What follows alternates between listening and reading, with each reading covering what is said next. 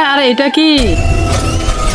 আরে তুমি আবার কে? আমি হচ্ছে একটা রোবট কার, আমার পিছে তো অনেক বড় একটা রোবট কার পড়ে আছে, প্লিজ তুমি ওর হাত থেকে আমাকে বাঁচাও। ঠিক আছে, তুমি তাহলে গাড়ি হয়ে আমার গাড়িতে উঠে পড়ো, তোমাকে আমি বাঁচিয়ে নিয়ে যাবো। আচ্ছা ঠিক আছে, আমি তাহলে রোবট হয়ে তোমার গাড়িতে উঠে পড়তেছি এখনই। এই তো এবার এখান থেকে স্কুলে চলে যাই। এই তো রোবট গাড়িটাকে বের করে বেঞ্চের উপরে রেখে দেই। হ্যাঁ, আরে ও তো ক্লাসের ভিতরে খেলা নিয়ে আসছে।